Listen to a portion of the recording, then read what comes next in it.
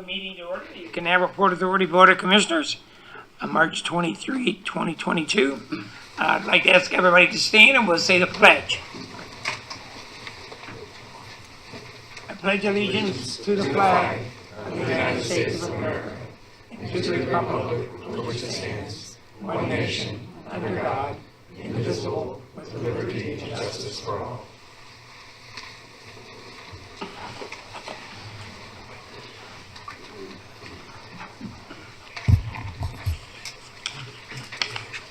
This time I'd like to recognize the ambassadors that are here. Mike Goutreau, Dennis Hepburn, Mike Mervis, Bobby Socks, and Ambassador Emeritus, past CEO, past Commissioner, Mac McLeod.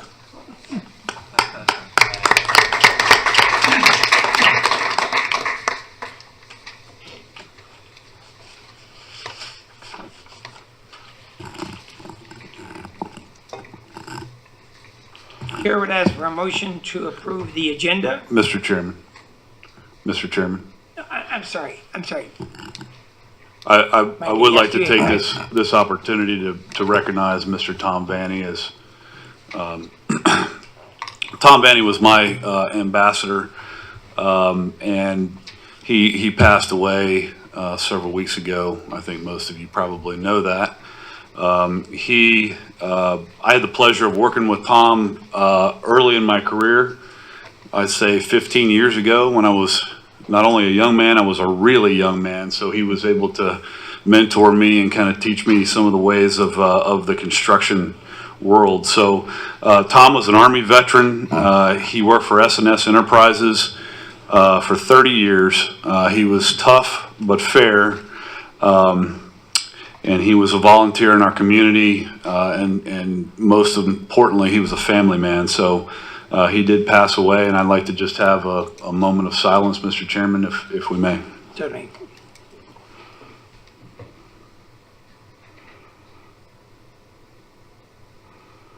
Amen. Thank you for sharing that. Thank you, Mr. Chairman. Okay, now the chair will entertain a motion to approve the agenda. So moved. Second. It's been moved and seconded. Any discussion? All in favor say aye. Aye. Agenda is approved.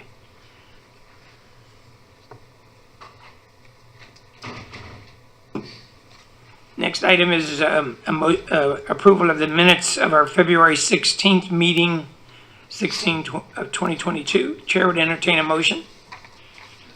So moved. Second. Any discussion? All in favor say aye. Aye. Aye. Mr. Chairman, before we move on, just real quick, we should recognize Cocoa Beach City Councilwoman Carolyn Willis, who just came in. She was a little late because I saw her down at the gym. She was a little late down there too. She may have been late coming in the door, but she got here for the best part. That's the entire meeting. Let me introduce one other, an ambassador that has arrived, Robbie Roberts.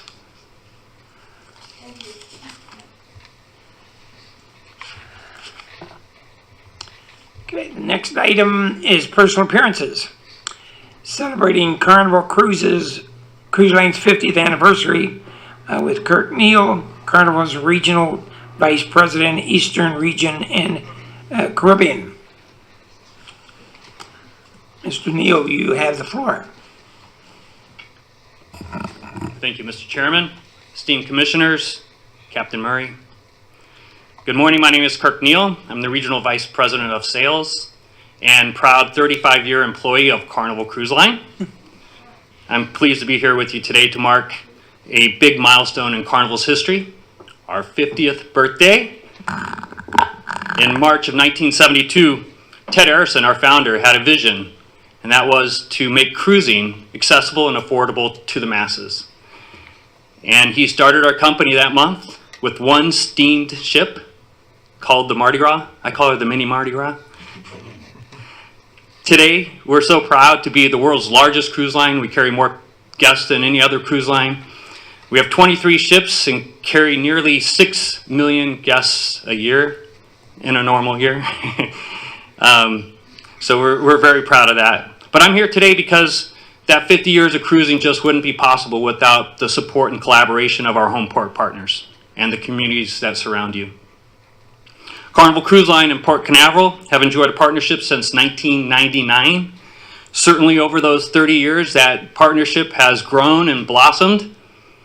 I've read that over the next 2 years, we will have 5 different ships that we call home here in Port Canaveral over various times.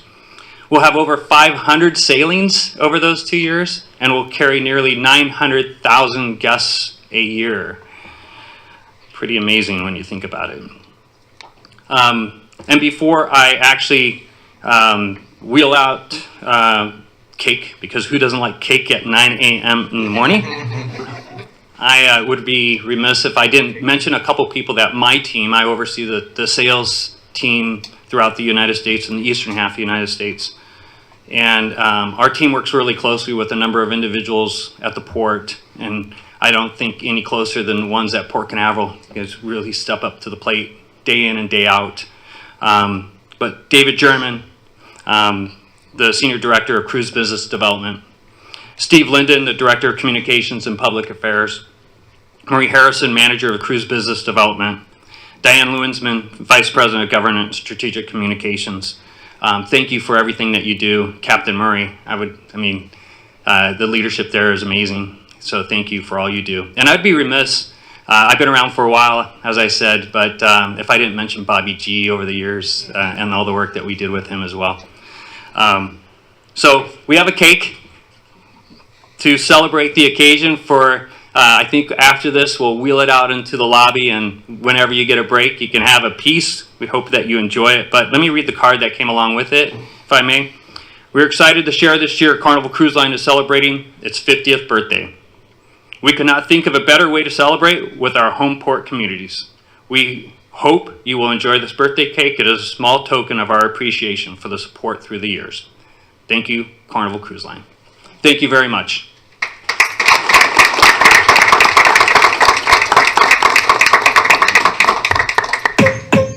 Captain Murray, do you have anything you would like to say?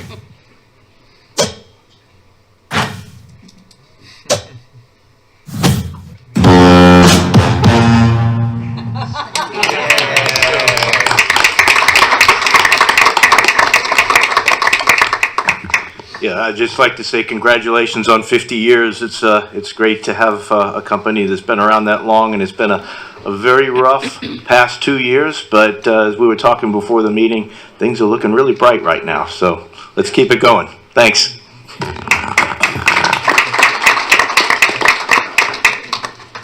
And also, even though he mentioned them, thanks to our staff, who's done a great job for us as well as for Carnival Cruise Lines. Next item is consideration of accepting the fiscal year 2021 external audit. Mr. Poole.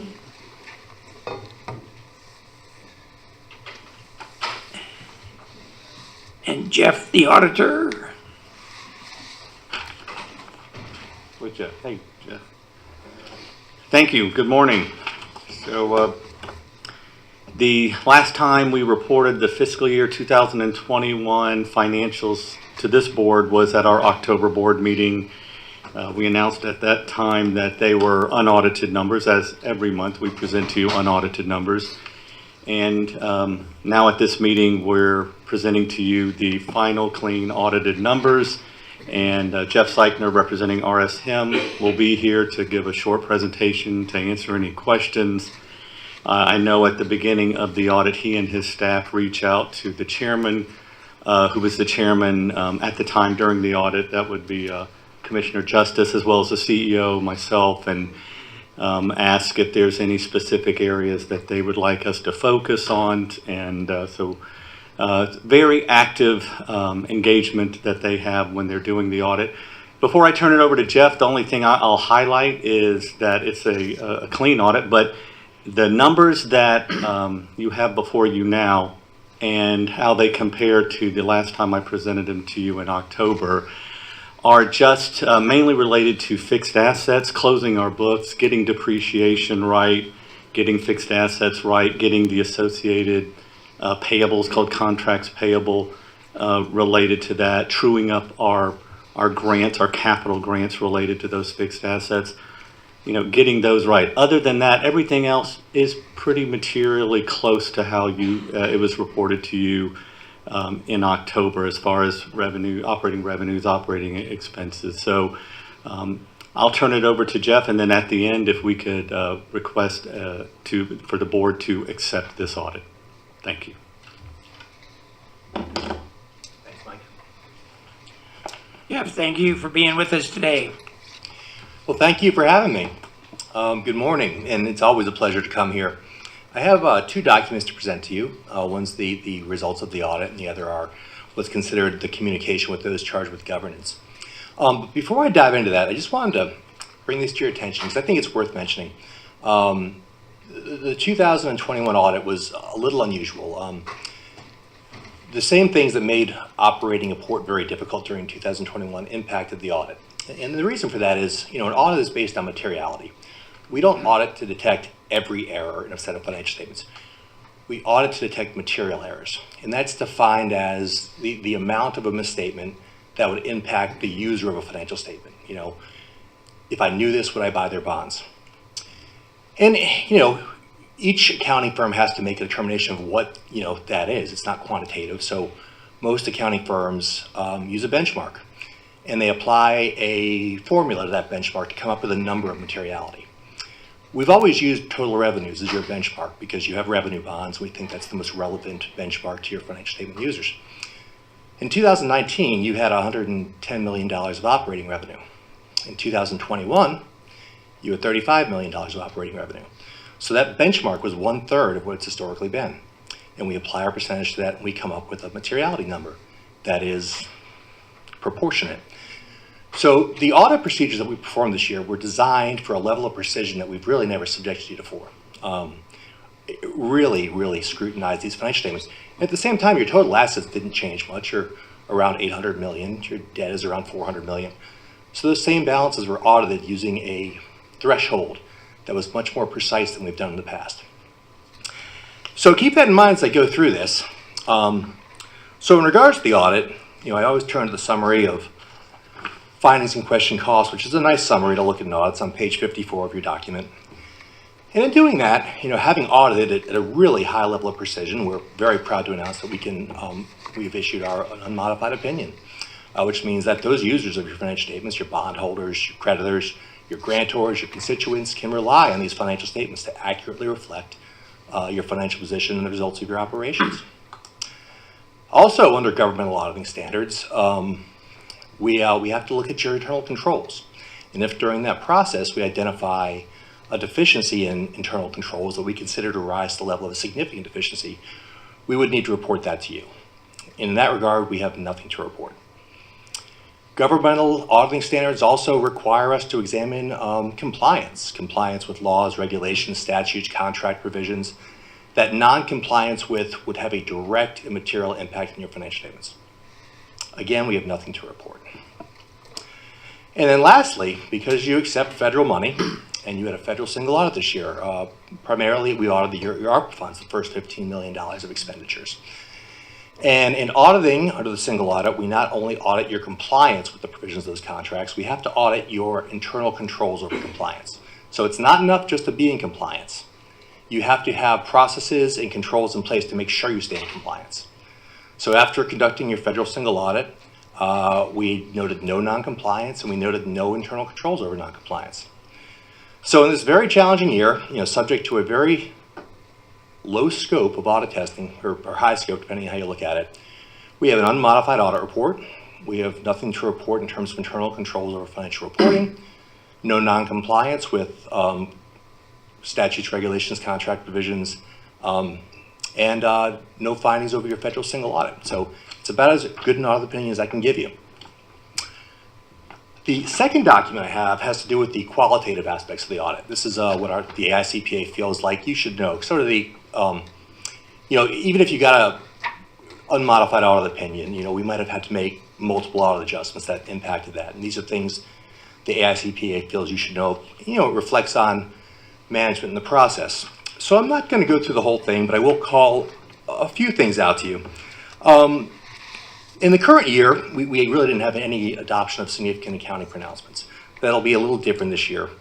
And we didn't find any transactions that lacked authoritative guidance, so we were able to come to consensus with management on all of that. Obviously, we do evaluate, in these trying times, we look at your ability to continue as a going concern. So we look at budgets, forecasts, and your plans going forward. And even in these challenging conditions, we really had no concern about your ability to continue as a going concern. Audit adjustments and uncorrected adjustments were required to report to you. And I want you to think about what I said about materiality and what this means. We detected one audit adjustment, and it was fairly insignificant. It was a gross up on the balance sheet in the amount of $43,000, and management corrected that, and it's reflected in the financial statements. We had one uncorrected misstatement that was sort of detected late in the audit process. Had to do with the Florida retirement system. You only have 5 employees in the Florida retirement system. And management's always estimated the liability because of the timing that the information becomes available. So very late in the audit process, we detected that your pension liability was overstated by $63,000. And the only reason it wasn't posted was the timing. The financial statements were already prepared. But I want you to think about that. The level of our precision detected 2 errors in the amount of $43,000 and $63,000. And I think that reflects on the quality of your financial information. Considering all the auditing, that is really all that shook out of it. I think that's pretty impressive. So anyway, we do discuss significant items with management throughout the year and during the audit process. This year, we talked a lot about the implementation of GASB 87. That's the leasing standard. It's going to impact the way your financial statements look next year. You're going to have a large asset for leases receivable, a deferred outflow on the financial statement. So it will gross up the balance sheet quite a bit. The other item we talked about was the purchase terms for Blue Point Marina. It's going to have some interesting accounting implications over the next 5 years or so. And we've discussed that, and we think we have a good path to how to handle that going forward. Other than that, the other thing we typically raise is we talk about accounting estimates because they're a little harder to audit than just auditing cash. They're subject to judgment and bias. So the items we identify as significant accounting estimates are capital assets, the valuation. It's not a very subjective one. But we do look a lot at accounts receivable, particularly in this environment. With the downturn in activity, we look a lot, are these receivables collectible? And we have audited them at a very high level of precision, and we think the management has a good estimate over the collectability of accounts receivable. And then the other significant estimate is OPEB benefits, other post-employment benefits. It's an actuarially determined number, and we've examined it, and we believe management has correctly evaluated it. Okay. So other than that, I don't really have anything else to report. I'm happy to answer any questions you might have. Jeff, in doing your audit, did you have were there any disagreements between you and the staff as to the procedures that you're following, even regarding the adjustment? No, we do have very robust discussions, and no time do I ever think it's contentious. I think your team's very proactive about reaching out to us ahead of time to say, hey, we have a transaction, we think we know how to account for it. Can you guys give us your thoughts as well? And we do have really good discussions. They really do aim to be perfect, so they didn't like a $40,000 adjustment. Sure. It's a slap in the face to them, but I assured them that you have $800 million in your balance sheet. In a normal year, these things would never have gotten detected, but just because of this year and the precision we brought it down to, that's why they popped. Question, Jeff.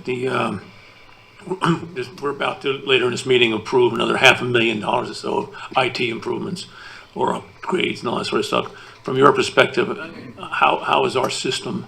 Is it compared to other systems you see? Are we doing our books electronically as good as can be, or pretty much up to date, or are we lacking anywhere?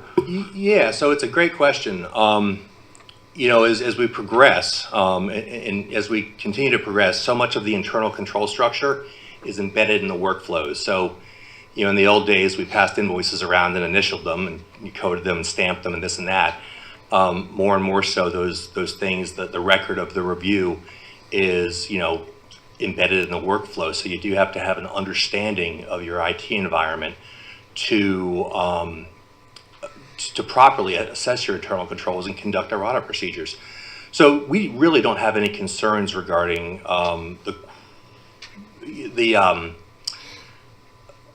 integrity of the financial information. The internal controls exist to protect the integrity of the financial information. So we did not identify anything in this workflow. As we were able to monitoring is the part of the element of internal control that you're able to see that these controls are being conducted.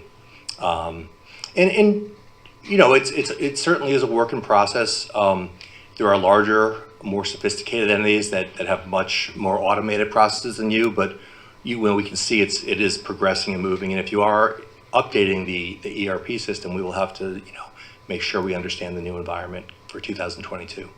Thanks.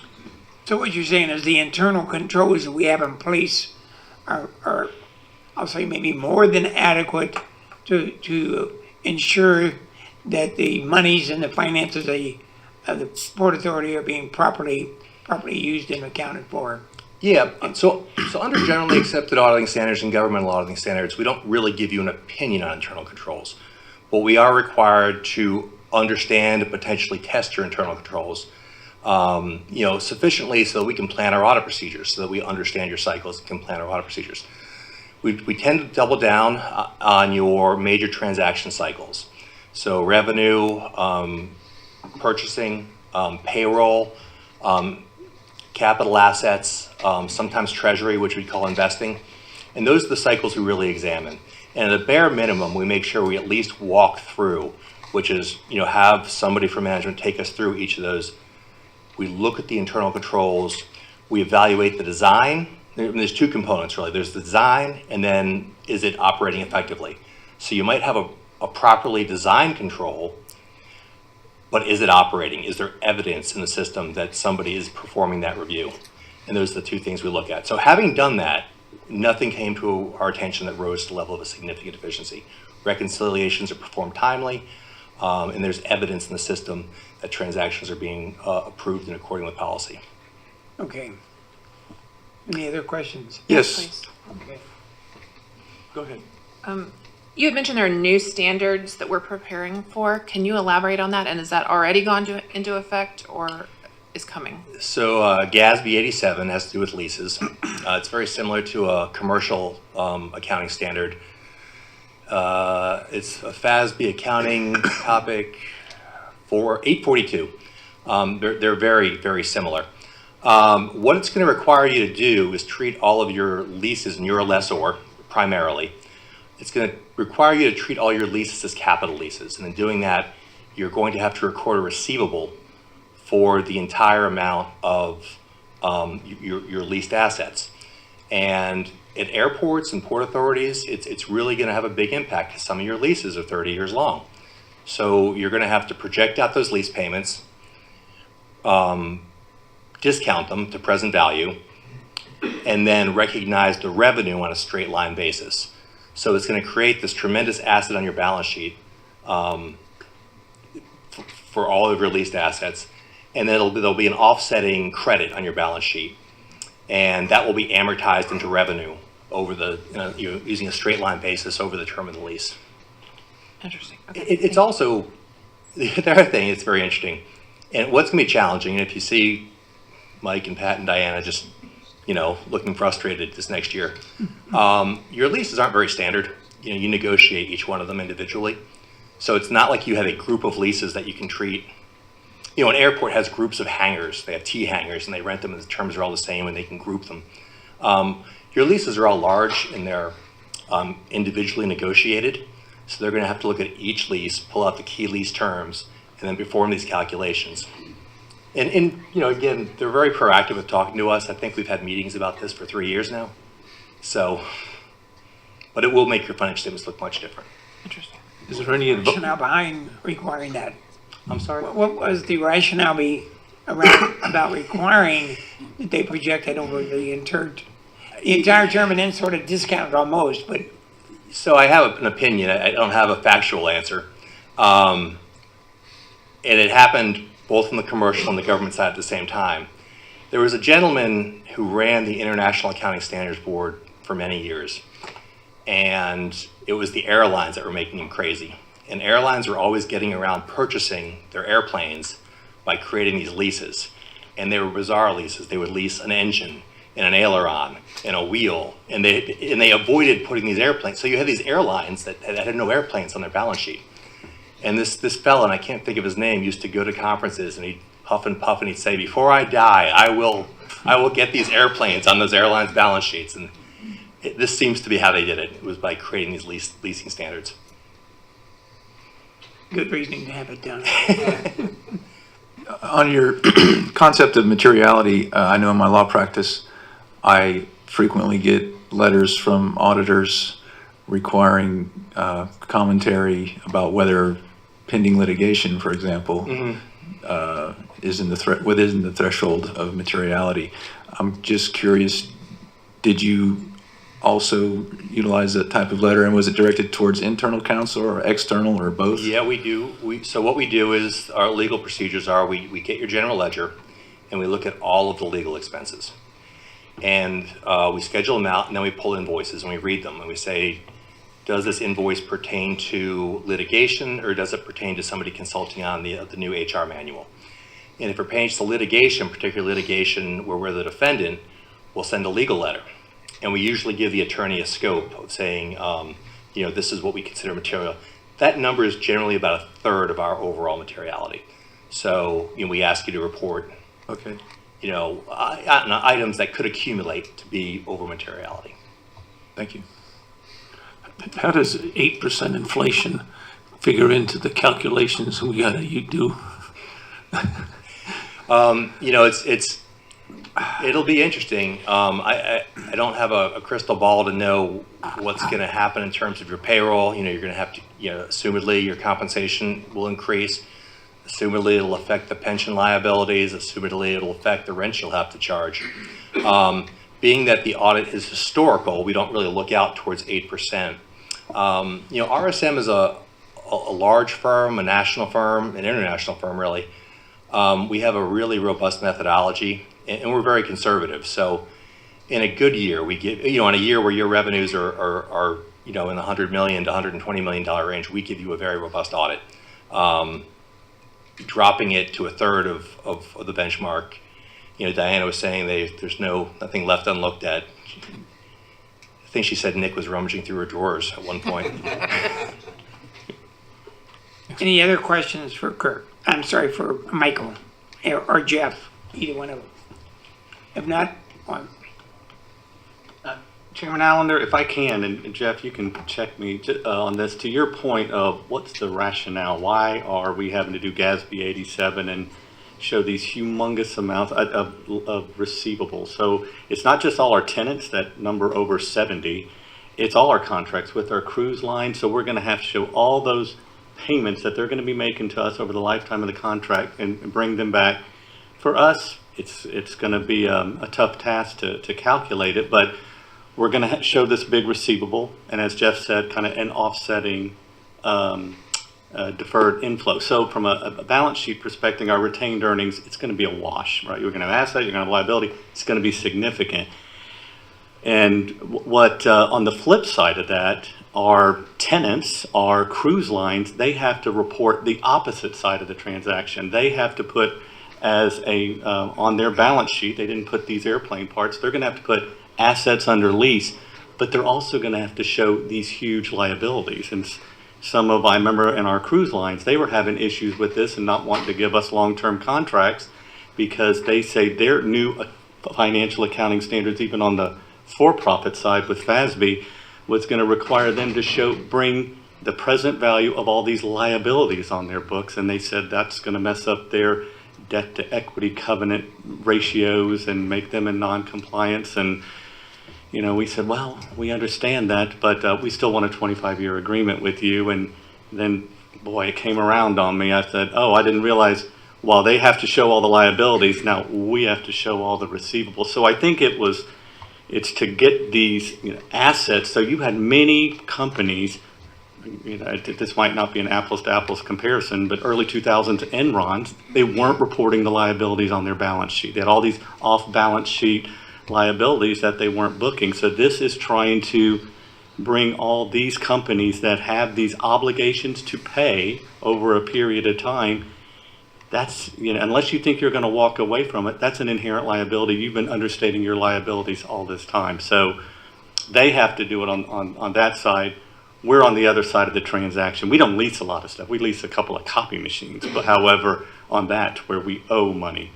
But we're a landlord. We're leasing these assets. We have these huge contract receivables that are coming in. So that was it, Mr. Chairman. It was also to put the liabilities on their balance sheet that they had grossly been underreporting. Jeff, do I have it kind of accurate there? You do, and it will change, but when people, when creditors look at your balance sheet compared to other balance sheets, they will be standard. And the information that will be useful to you, once you learn to read the new financial statements, what it will do is it will tell you the revenues that you are contractually entitled to over, in your case, a 30-year term for some of these. So looking at your balance sheet, you'll be able to look at it and say, we are entitled to receive a very large amount of money, and then if you flip back in the notes, it'll give you some information over the timing of when those revenues. So it is a heavy lift, but it will probably provide some valuable information to the users of the financial statements. And for people that are used to looking at the financial statements in total, but some person only focusing on the asset side would be totally misled because they think, my gosh, they've got this gigantic asset, but they don't look at the liability side. Correct. Yeah, it's going to be. I'm presenting at another port on Monday, and their controller just gave me their preliminary assessment, and it's going to be an $880 million receivable. Yeah, they're big. So yeah, you're correct. If you don't look at the other side of it, on the liability side, you're not getting a true picture. So what happens in the case of last year where reality hits and you go from 110 million to 35 million? I mean, projections are projections. Yeah, so it'll only affect your mags, your the fixed portion of the payment. So a lot, and that's going to make it difficult too, because you're going to have to look at your contracts and figure out what's variable, what's based on passengers embarking, what's based on parking, and get it down to what's contractually required. So it really will only impact those minimum annual guarantees. So there'll be some adjustment each and every year that auditors are going to have to make and say, this is what you projected and this is where it ended up. Commissioner Lloyd, now you ask a very excellent question, which is, say we had imposed this a year ago or 2 years ago, and we had put these big receivables on their books, cruise lines, our tenants related to minimum annual guarantees.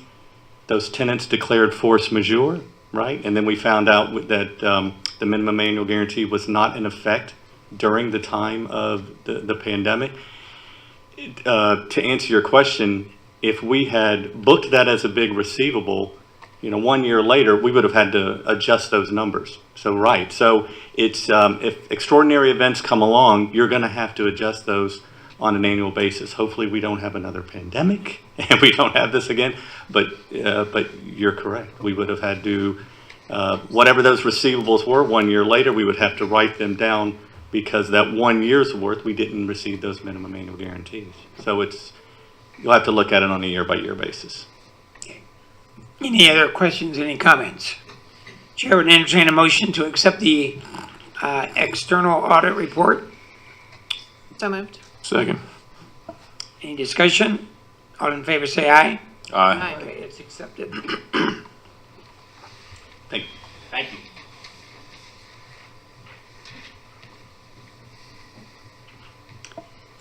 Next item on the agenda is the CEO report.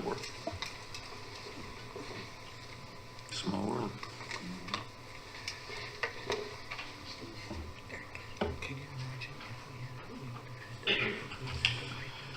Good morning, Commissioners. Good morning. So, we'll jump right into our cruise update. We've had Mike's going to report through February. We've got our final numbers for January and February, which weren't available at the last meeting. For that period, we've got 329 calls, 1.22 million passengers, and 31 million in revenue related to cruise. Since the last meeting, we have a few announcements to make. The first one is that the Carnival Freedom, currently deployed out of Miami, will be replacing the Carnival Elation on April 21st. Carnival Elation will go up to Jacksonville. The Freedom is approximately 1,000 passengers larger than the Carnival Elation, and the ship will be here April 21st to replace the Elation, which is on a 5-5-4 rotation. We also have news that the Norwegian Getaway will be home porting here starting in June, be here June 27th, and will home port here through November. It's approximately 18 home ported calls. This vessel was not anticipated to be at Port Canaveral this year. It was scheduled to be operating out of the Baltic, and Norwegian Cruise Line canceled their Baltic sailings, which all seem to go or wander up to St. Petersburg, which is no longer a viable port call given the situation in Europe. So we're pleased that they've elected to bring the ship here and will operate out of Port Canaveral through the summer. Another big news, the MSC Meraviglia will be home porting next year in New York instead of Port Canaveral. We'll have a different vessel here, which I'll announce at a later date. However, that vessel will continue through the year, stopping at Port Canaveral for provisioning port of calls as she home ports in New York. So the ship won't be going away. We'll still see her every week during the summer. And lastly, a big announcement for Royal Caribbean's Allure of the Seas came out. It's going to replace the Independence of the Seas in October 23. This is the first time Royal Caribbean will deploy an Oasis class vessel at a 3- and 4-day rotation. That's the largest ship class in their fleet. So we will have 2 of those vessels operating simultaneously out of Cruise Terminal 1. So that's a big change. And another added challenge to the parking situation. It is, but we'll have the Mariner is going to be operating out of Cruise Terminal 5 starting in May. She'll be shifting over there once the work is complete, so that'll relieve some of the burden we're having right now. Right now at Cruise Terminal 1, it's a short-term issue because we're running 3 ships out of there, which is even with 2 Oasis class, there'll be less traffic through the terminal than we're having today. One more thing I just wanted to mention, it's not on here. The Norwegian Escape, as you probably read in the news, had an incident in Dominican Republic, and they cut that last voyage short. The vessel is here in Port Canaveral now. They're doing some underwater work on it and repair work, and she is alongside it in Cruise Terminal 5. So if you're wondering what that ship is there, it's a big ship for that terminal, but it fits in there just fine. And she'll be here probably for another week. They just announced last evening that they're going to cancel the sailing that leaves this Saturday. The work is taking a little longer than they thought, but they think they're in good shape for the April 2nd or 3rd sailing the following Saturday. So the next slide, I just want to show you what's happening in March. I've got the slide here without the months on the bottom, so just please bear with me. The first peak that you see is, we start in July, it goes all the way up, and the first highest peak you see is the November to New Year's holiday season, and we were running at that time about 70,000 passengers per week. Then we have the Omicron dip and the early season, January, normal, customary wave season that we have, and you can see in February is where the dip was in January. I'm sorry, late January, and then the rise since then. This past weekend we had 100,000 guests transit the port in 1 week. So our numbers are really strong right now in March, and they're strong on all brands, some higher than others. We have some ships operating in excess of 100% capacity at double occupancy, and most of them are pretty close to it. So we're tracking the budget, or actually tracking better than budget in March. We'll have another update, of course, next month, but I just wanted to share that things are looking pretty good, that Omicron's behind us. All the ships are signed up into the new CDC program, and they're selling out the ships, which is a good thing. John, I don't know if this is something you answer, or Mike. Right now, what is sort of the average of all the ships, the passenger count? Or is there It's hard to give you an average because the ships are all operating a little bit differently. The Carnival operates one way and has a different threshold of capacity that they're trying to achieve. Royal has a different for theirs, and Disney as well. Everybody's got something a little bit different. MSC is new to the port, so they're still in a growth mode in a new market. So everyone's a little bit different, but we budgeted 75% just to have a number going forward. We're going to exceed that. Unless something radical changes, we'll exceed that from March forward. So Approximately what is it now, do you know? I don't. I Okay, can't give you a specific number, but I can tell you by individual ship what it is. But it's hard to give you the blended number. That helpful? Maybe not? Yes. Okay. What do you project for the rest of the year?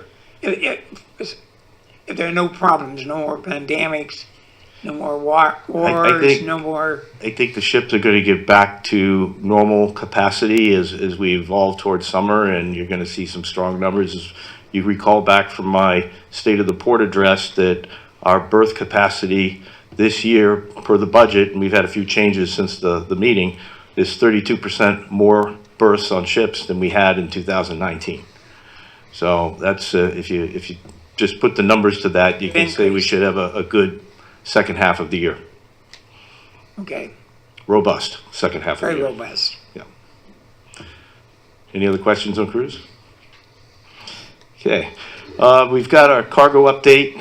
We're still very strong on cargo. We've got a lot of great things going on. We've had 160 calls through February, 2.6 million tons and 5 million in revenue. That's through February, very, very strong versus last year. We have a new business coming into Port Canaveral every 2 weeks is a frozen vegetable ship, a reefer vessel.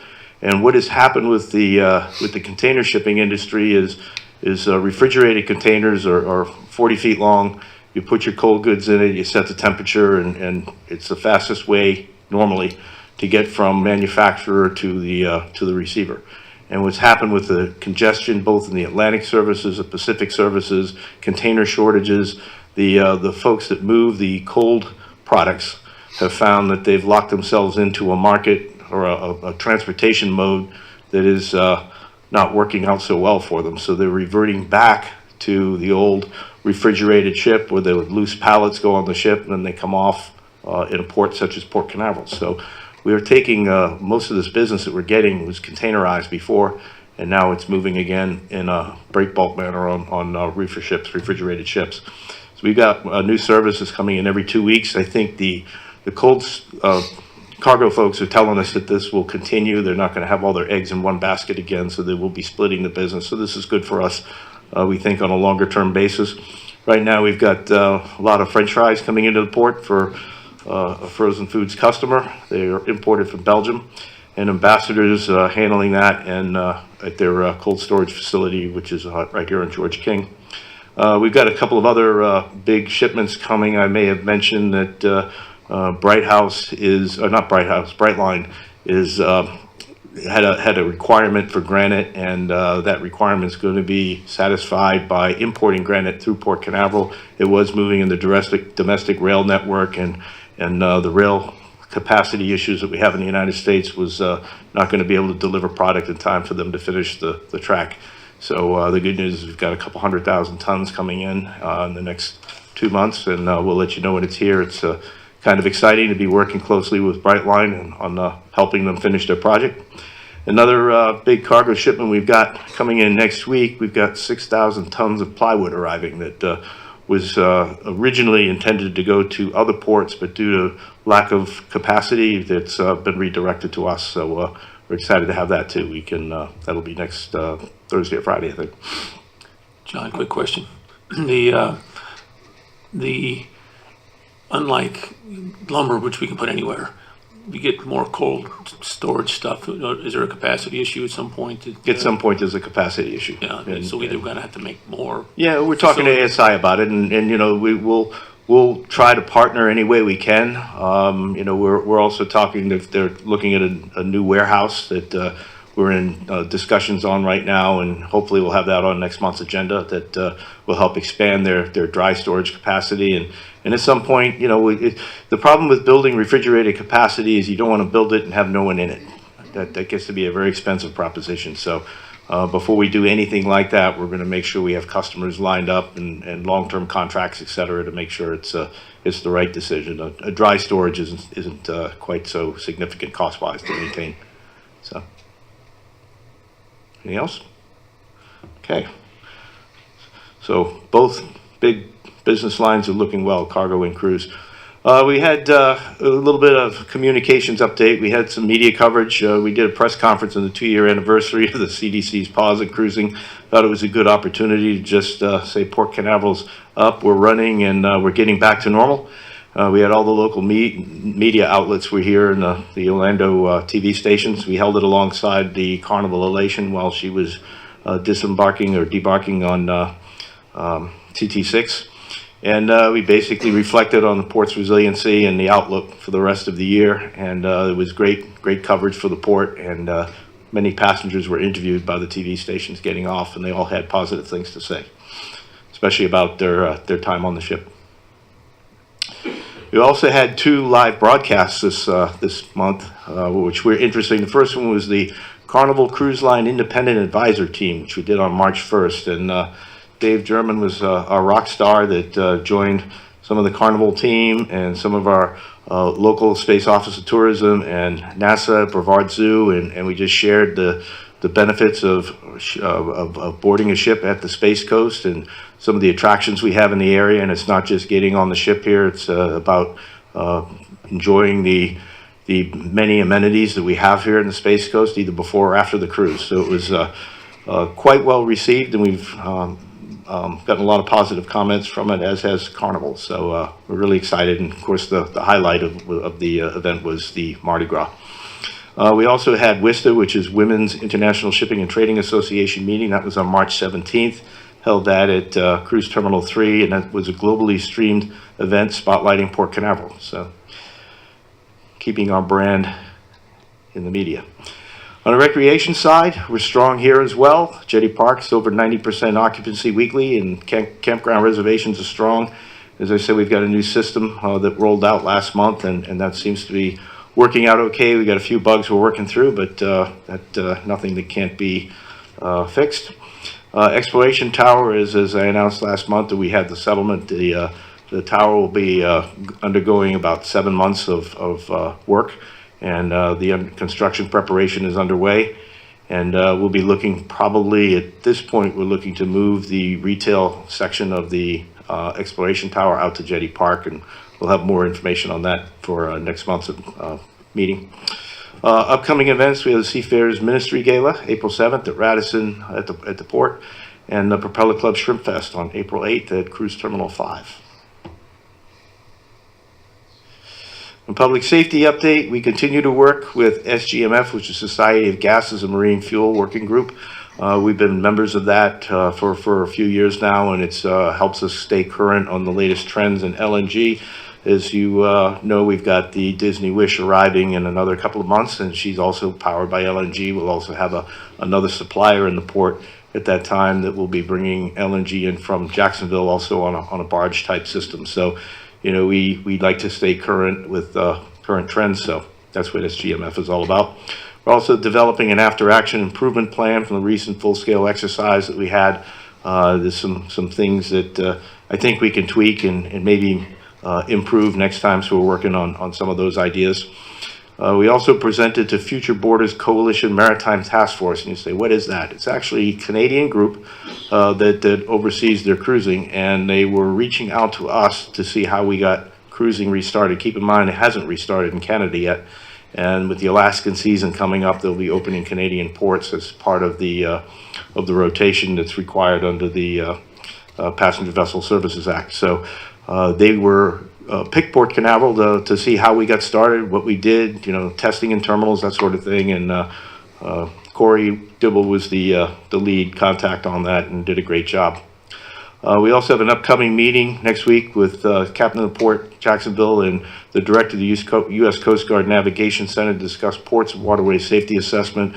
The discussion we want to have with the Coast Guard on this particular event is to talk about rocket launches and safety zones and what can we do better than we've been doing in the past to make sure that it's not only a conflict with a cruise ship or a cargo ship, but we have a lot of folks here at the port that make their living either through fishing offshore or recreational fishermen, or even Victory Casino that's out there, and every day if they just post a safety zone at will, is with the many launches that we're having now, it could affect the businesses that survive right here in the port. So we're going to try and work with the Coast Guard to see what we can do to enhance the safety zone concepts in the future to minimize the impact on our port partners.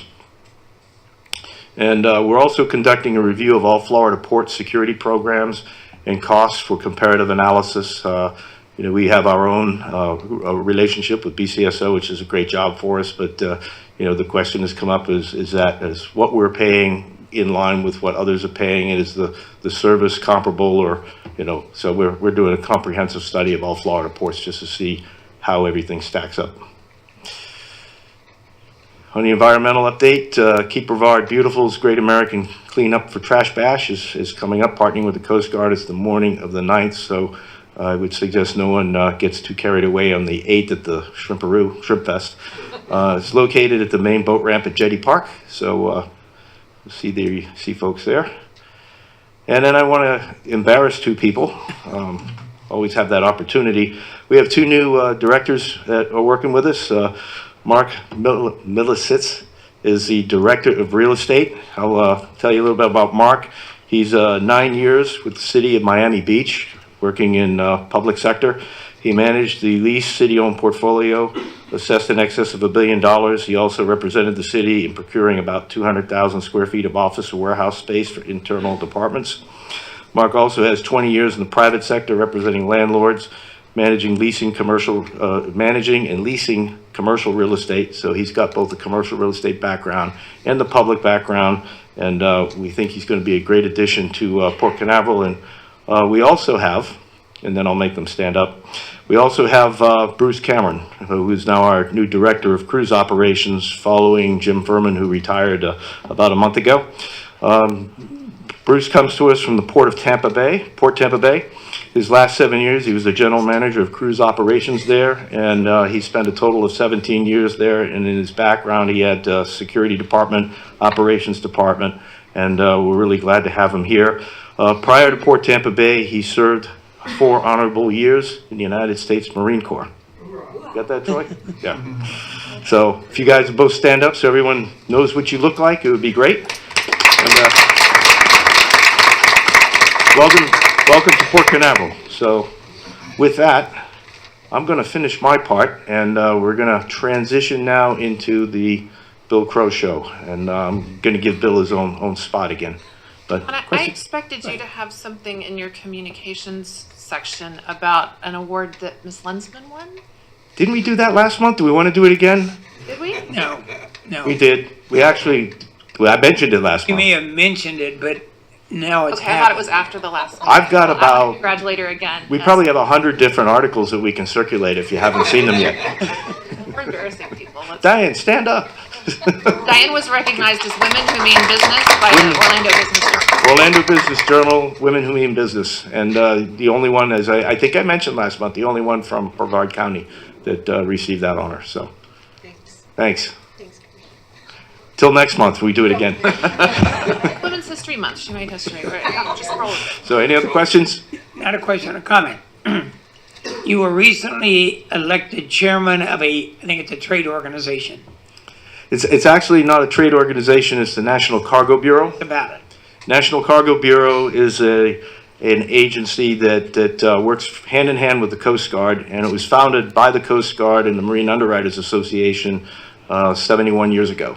And I've been a member since the late 90s, and what they do is they help the Coast Guard with grain surveys on bulk loading. When you load grain in a ship, it's got a very liquid characteristic to it, so there's certain things you have to do to secure the vessel before it goes to sea, and NCB oversees the grain surveys. They also do container inspections for many of the major container shipping companies, and one of the biggest challenges that remains is misdeclared cargo in containers. There was a recent fire on a ship just a few weeks ago where they were shipping computer parts, and what they were is used lithium batteries that self-ignited when they were on the ship and they weren't caught. So container inspections such as that catch that type of activity before it gets on the ship. So it's a great organization.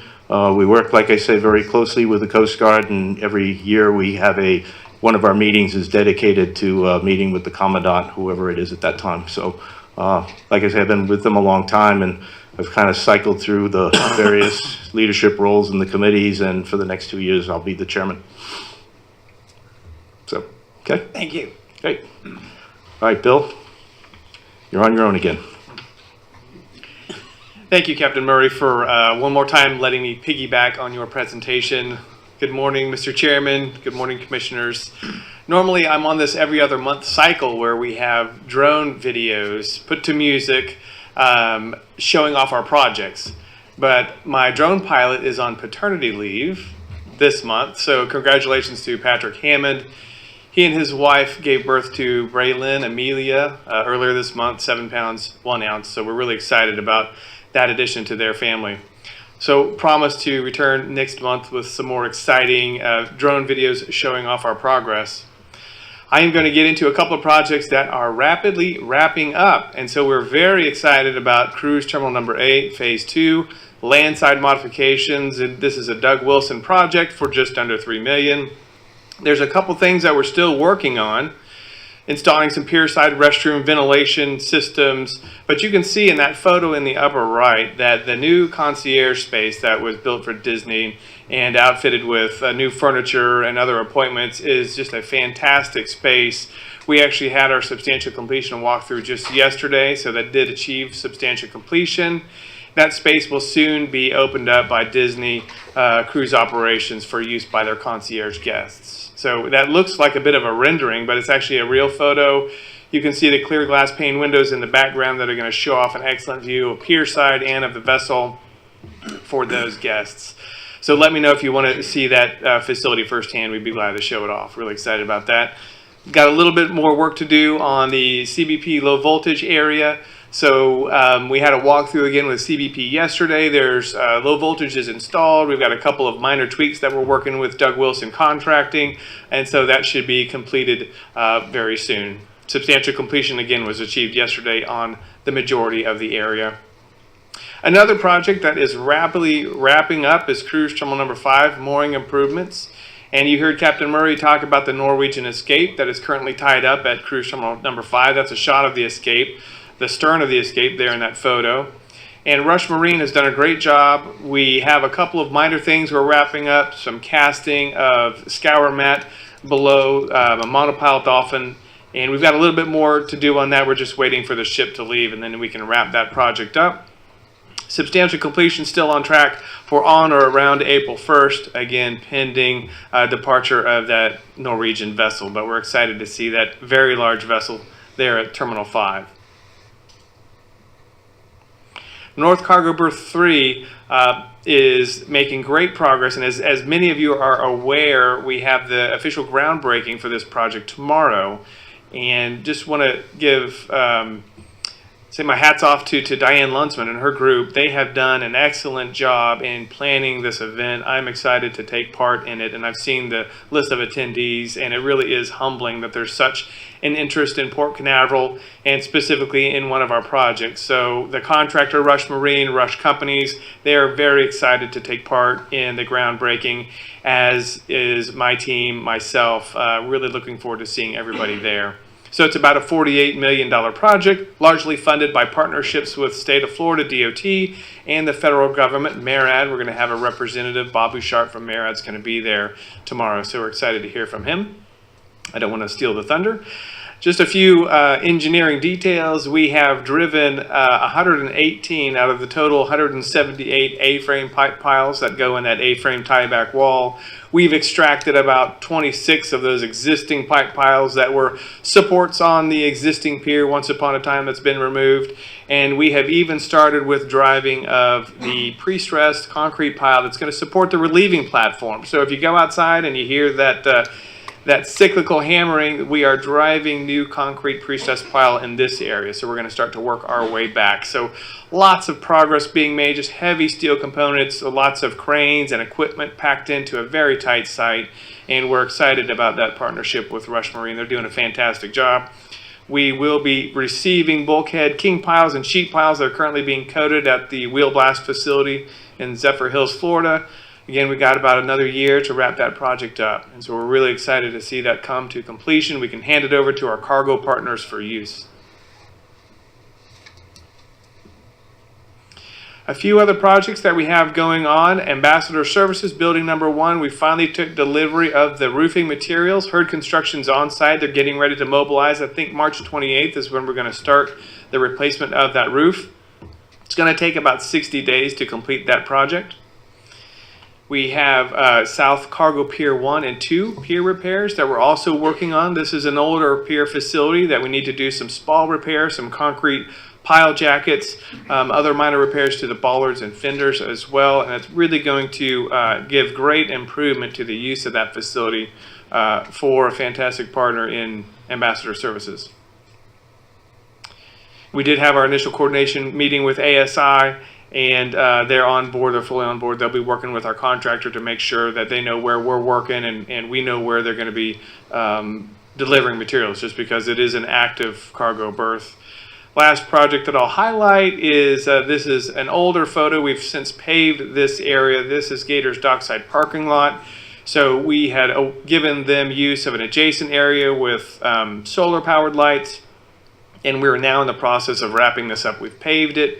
We're just going to come in and do a final seal coat of those areas of older pavement before we do a restripe of that parking lot, just to make it all look more consistent and dress it up a little bit for them. So excited to see that project finally wrapping up. And I'm going to give a tour around the port. Some of these projects we've touched on, but there's a few others that I'm going to mention here.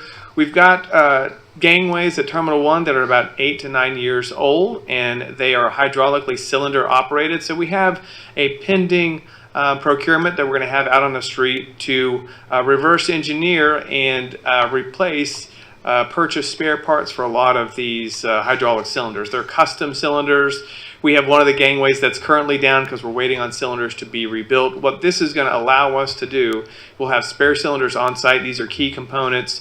We'll be able to replace them with new cylinders while we get those existing hydraulic cylinders replaced. And we think this is going to be about a $225,000 to $250,000 project. So it means a lot to our partner in Royal Caribbean and our ability to maintain those twin gangways from about 2013. They were put into service, 2014. Then we have Cove Stormwater Repairs. We touched on that. We're wrapping that project up. CT8 Phase 2. Again, very excited to have that area turned back over to Disney Cruise Line. Ct5 Mooring Improvements, structurally substantially complete, and we see that because the Norwegian Escape obviously is out there tied up to the dock. We have great plans for the future of North Cargo Berth 3's sister project, North Cargo Berth 4. That lease expires in late 2024, so we're working toward the design and permitting of a similar reconstruction of North 4. North 3, we're going to get an up-close and personal view of that project tomorrow. We have the pier rehabilitation at South Cargo Pier 1 and 2 ongoing. Captain Murray mentioned the Jetty Park Pavilion, and I want to highlight it and the camp store that we're planning. So we've added back in that pavilion to this campus idea of what Jetty Park could look like. So we have a fantastic facility in the pavilion that has sat unused for a couple of years now. And our plan is to work with one of our contractors and do some minor upgrades, convert some of those retail spaces into administrative areas, and then allow room for the transfer of that gift shop from Exploration Tower into the pavilion. So it's going to be a great use. We're going to have a consistent presence of the recreation department down in that area of Jetty Park, and it's going to work hand in hand with the improvements that we're planning to that new Jetty Park camp store. So we're really excited, and Mike Hoffman's given us some great feedback, great input. He's got some great vision for what he would like to see out of that pavilion. So we're excited to partner with that internal customer in recreation. And Ambassador Services, building number 1 roof replacement wraps up this list. I also want to point out that we have been doing some restriping on George King Boulevard. You might have noticed that. coming in and out of the port. Improving that striping, it just gets worn down from aggregate and general road use as well. And there's a lot of other minor projects that we have in the works. Nothing is published yet, but just there's a lot going on, and we're excited to see the return of cruising business that's allowing us to move forward with a lot of these projects. That is my presentation. Thank you. Any questions? No, good report. Very good. Thank you. Glad to see you back in action. And even though the drone was not available, does he also do the music? Because you could have just had some music while you were talking, a little background. I'll have music added next time. Okay.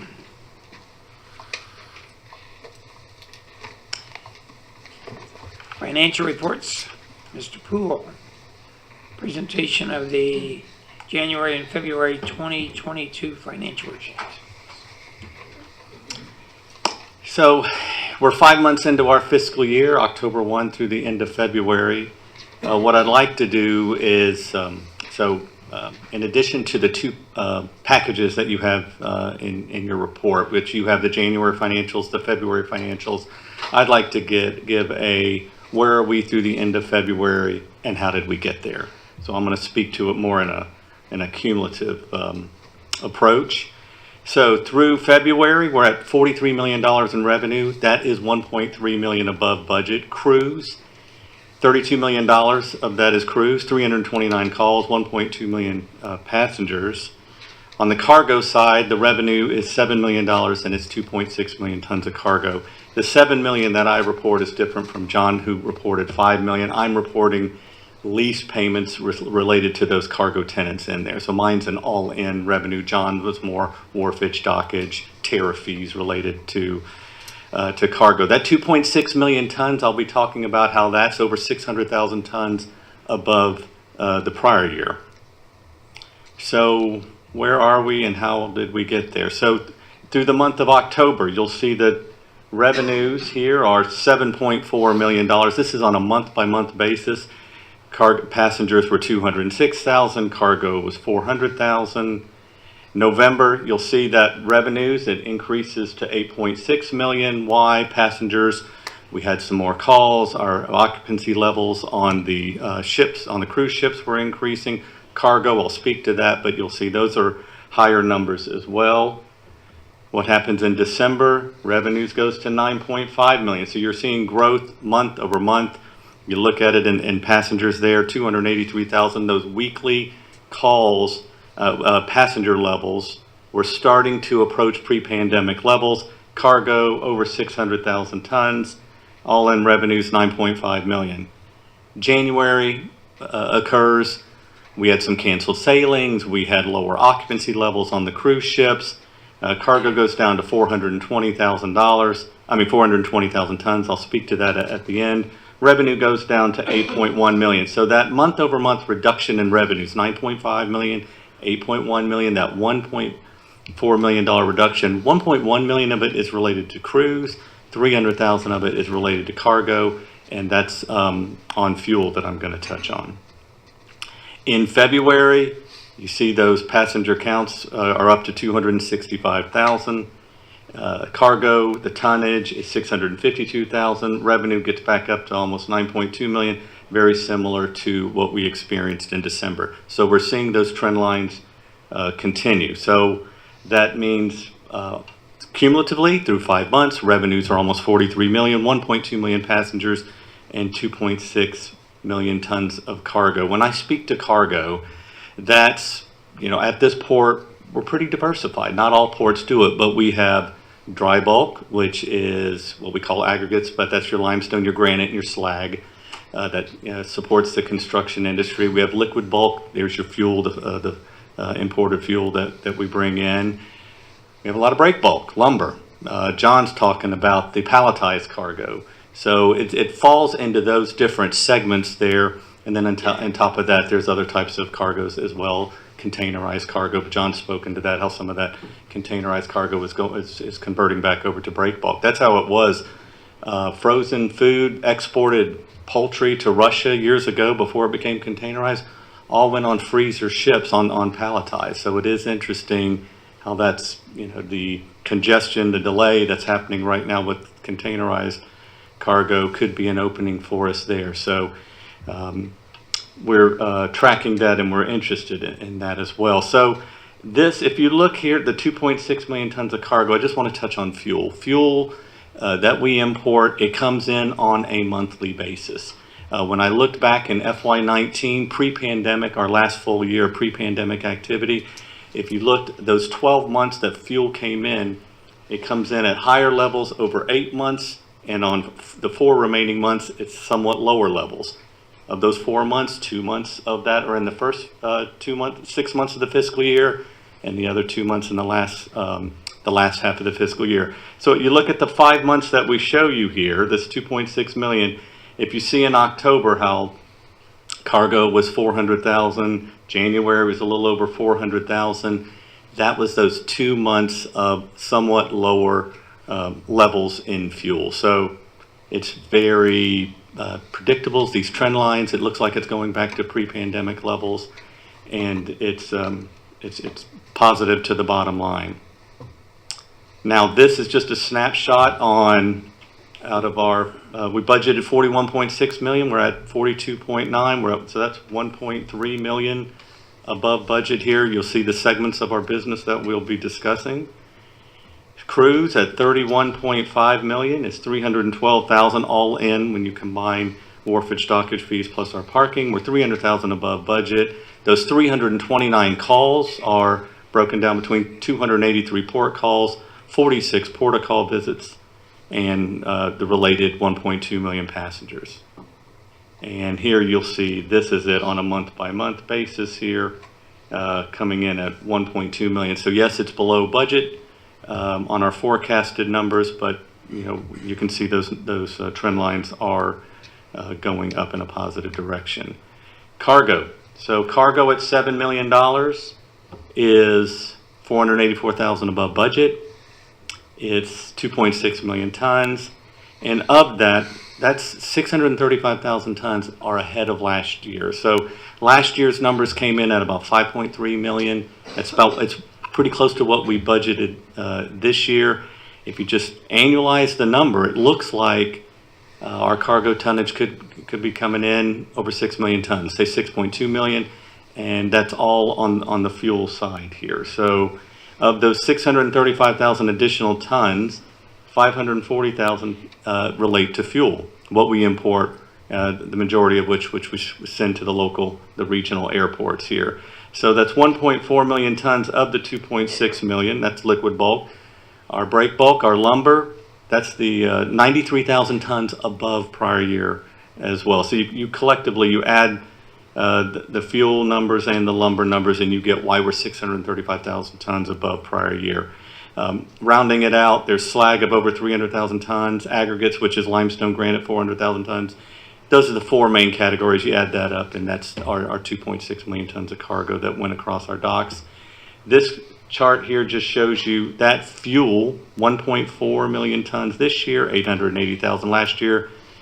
The aggregates, which is the limestone and granite, very similar to last year. You'll see the 93,000 tons increased activity in lumber. The blue is the current year, the green is the prior year, and you still see higher levels in slag as well. Last 3 segments of our business here, which is lease revenue, recreation, miscellaneous. Combine them all together, they're 494,000 above budget. Leases are right on budget. Jetty Park, due to higher activity levels, are above budget. Miscellaneous is below budget. That's more dealing with some operating grants that we have, and that's a timing issue. This chart shows you the first 3 here. It's this is on leases. The gray, this is budget, actual, prior year, actual, and budget. On leases, you see we're below prior year. The reason being, last year at this time, we still had the logistics center. We were we were collecting rents from 2 of the tenants. And this year, we sold that last year, and so we're no longer collecting those. But that's something we can forecast. That's why lease revenues are right on budget, but below prior year. And when you look at recreation here, you'll see it's above prior year, and it's above budget as well. So what does that mean? That 42.8 million, that 1.3 million is 3% ahead of budget.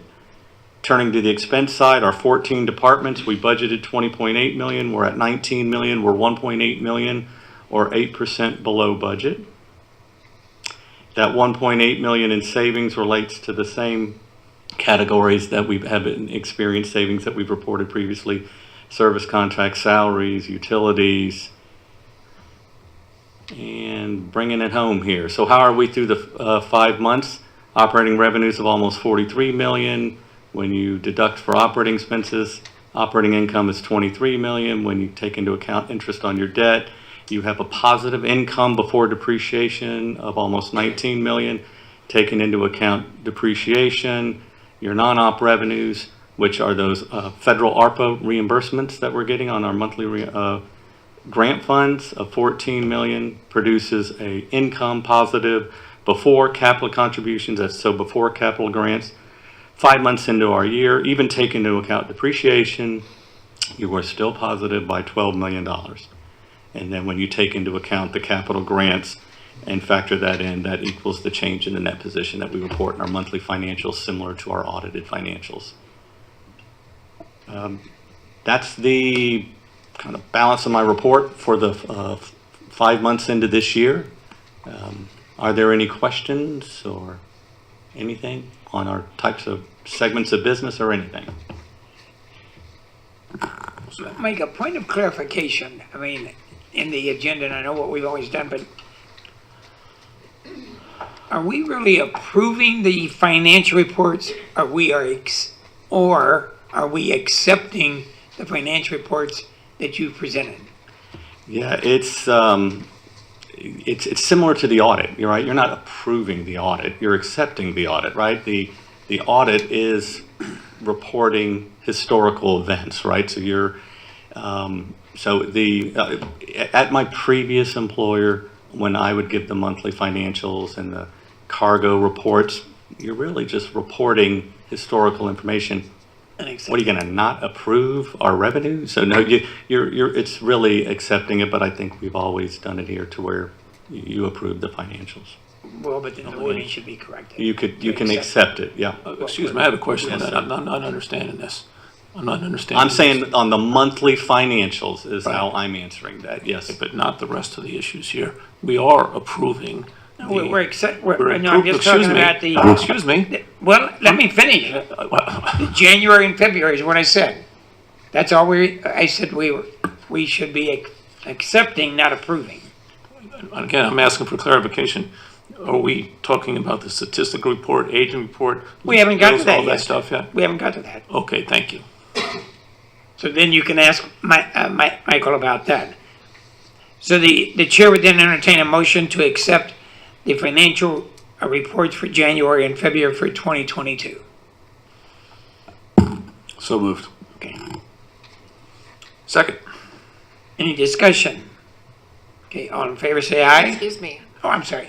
I have some discussion.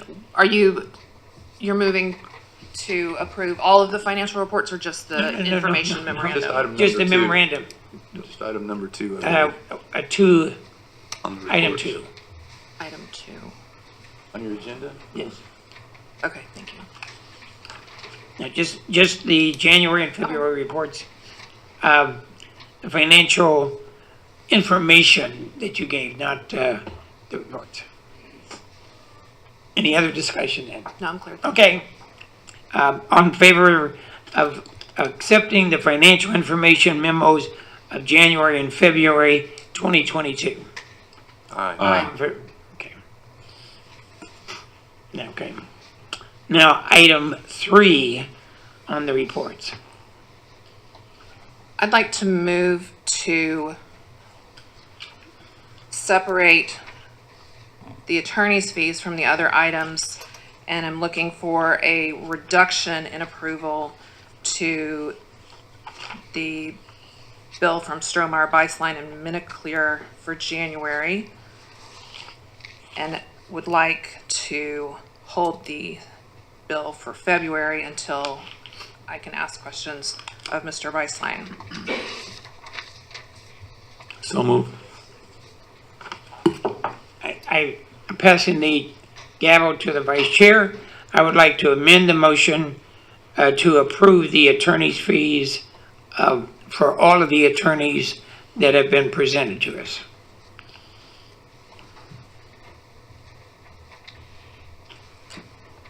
And I guess we need an expert on Robert's Rules of Order for the contractor. That would be me. I'm gonna ask you to recuse yourself as the subject of the motion. I think I can answer that motion. There would be a vote on the amendment to the motion. That'd be Do you need a second? Okay, Second. a second. So Yeah, yeah. I'm looking for a second on the chair's amended Motion. right. Okay. Do I have a second? And I'll second that. Now, So- discussion, a vote. Yes, discussion. Discussion. Go ahead. Thank you. My original motion goes to, Wait, I'm sorry, I don't want to, we have to vote on the amendment to the motion. Not until we discuss it. We have to discuss whether we're going to approve the bills. No, we're going to vote on my amendment to approve the bills. So if my motion fails, then we're back to Robin's motion. No, we are not going to approve these bills until we discuss them. We're not approving them. I made a motion to approve all of them. That was seconded. That was an amendment. So we vote on the motion, my amendment to the original motion. So if my amendment fails, then we're back to the original motion to Robin's clarification or discussion. But either way, Mr. Chairman, Mr. Vice Chairman, there is discussion on either of those motions before we vote. Is that correct? On the amendment. On the amendment? The discussion would be on the amendment, And the amendment is regarding all the bills. all of them. all of them. So you like, Are we voting to approve all these bills? Yes or no? Okay. 3 times. I made a motion to amend the main motion. So which was seconded. So the discussion now is on the amendment to the motion. So if the motion fails, then we go back to the original motion that Robin made. So the discussion right at this point is only on the amendment, and you're, nothing else. and you're moving to approve all the other Yes. ones except for All of the them. one, All of no, them. all of them. All of them. Then aren't all of them up for discussion? On my amendment. We're discussing my At the amendment. risk of, but Jerry's correct that if you need to vote on the amendment. And if you vote in favor of the amendment, there's still discussion, you still have to debate Vote the on amended the main motion. motion. And then, with a second and it's just like the original motion. What he's asking for is a motion to amend. It's been seconded. Been seconded. So now, the question is, do you want to discuss his motion to amend? Can do that. But either way, it has to be voted on, because it's been seconded. And I'd like to discuss that. Okay. I would like to understand why last month we voted unanimously to postpone at the treasurer's request the approval of legal bills for a month. That was fine. That same request has been included in a motion this month. I don't understand why we wouldn't. It's a new month, a new year. But I don't understand why we wouldn't have the treasurer doing the treasurer's job, ask for another month, Well- and why wouldn't we vote on that? Because, Mr. Justice, and the procedures, any motion that's made can be, an amendment to that motion can be made. So that's where we are, the amendment on the main motion. Robert's rules thing. Yeah, on my list. Well, again, I would request Mr. Beislein recuse himself from directing all of the Roberts rules. I know the Robert's Rules of Order. I mean, I'm no expert, but I know when there's a motion to amend a motion, you have to vote on the amendment. Just the amendment.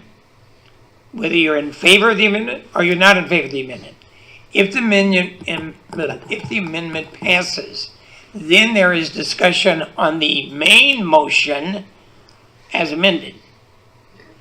So at that point, we would vote on the main motion, whether to accept them all or pull out those. Mr. Vice Chairman, sitting chairman, I know your first experience as chairman is going very well right Deer in the now. headlights. So we have 4 attorneys up here, and as the contractor, I'd like to maybe bring some clarity. Please. I'd like to discuss. We do have to take a vote. I think everyone's probably unanimous about this, about Jerry's motion. Can we just go ahead and discuss what the issues are at this point, and then vote on Jerry's motion as far as discussion? I think, whether it's right or wrong, I think it makes a great deal of sense to discuss the subject matter and get over the procedural bogged down status that we're in now. I want to make lunch, Yes, honestly. yes. So, Okay. Chairman, can we, I guess, You have the let gavel, Commissioner Joe. Hadaway take the floor and address what she'd like to address? Right. How about we do that? Addressing all the bills or one of the bills, last month, I had some questions on the bills. I did public records request, also had a professional in-person meeting with Mr. Beislein, and we have respectfully disagreed about the appropriateness of his January bill. I provided to staff and fellow commissioners yesterday email communications obtained from the Supervisor of Elections Office, call logs from the Supervisor of Elections Office, and copies of both the 2012 redistricting resolution and the 2022 redistricting resolution. When looking at the January bill from Mr. Beislein, on January 5th, he billed us 3.5 hours generally for working on the commissioner redistricting file without much explanation. On the 24th, billed us 3.8 hours for a telephone conference and correspondence with the Supervisor of Elections, which are revealed to be a 6-minute phone call and approximately 4 lines of emails. I take issue with that. On the 25th, we were billed 3.5 hours for receive and review correspondence from Supervisor of Elections. Also, 4 or 5 line emails. Finally, on the 31st, we were charged 4.5 hours for drafting the resolution, which is only 10 lines different from the resolution he drafted in 2012. I don't understand how it takes 4.5 hours to write a paragraph. So my motion is to correct the overcharging. Either I have not questioned his final work product. I approved the resolution along with all of you last month, but we need appropriate billing and efficient legal work. Altogether this month, or for January, we're looking at 15.3 hours, not including time already billed in December, just on the redistricting issue by the same attorney who had done it 10 years prior.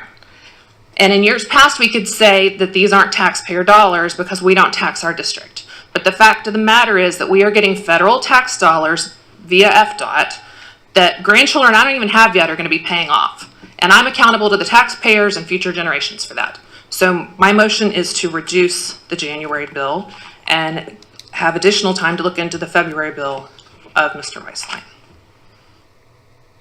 I'll only like to add to this that unfortunately this isn't the first time we've been through this.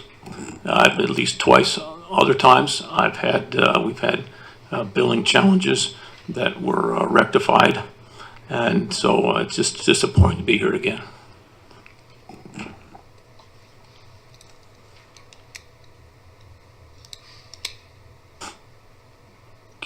I have a question. Harold, can you give us some kind of response? I mean, it sounds like to me that you guys disagreed in your professional meeting. So obviously there's two sides. This is a one decade effort to redefine the boundaries of the Commissioner Port districts, to set the precincts for the elections for the Carnival Port Authority for the next 10 years. Okay? The work I did was, besides updating myself on the law since it's been 10 years, getting the supervisor of election information. What I received was numbers from them. You know, you've got, I think I've shown, I did a memos to you guys. I did the agenda items. I did the math to determine whether or not the boundaries needed to be changed. And I drafted a new resolution. Perfect, I think. This isn't an internal memo. It's for here. This is a public document that goes to the county commission and to the supervisor of elections and sets the elections for this body for the next 10 years. I don't consider that to be just lightweight work. I took my time at it. I did it right. I explained it to you. I did all the things I just said. You can take a look at the bills.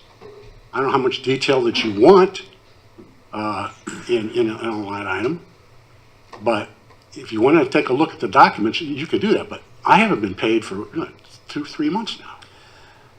I don't know how to tackle this procedurally, but I do want to make what I believe to be, and hope to be, a very strong point, is that I think, and I don't mean this disrespectfully at all, Commissioner Hadaway, it's a valid point that we are stewards of the port finances,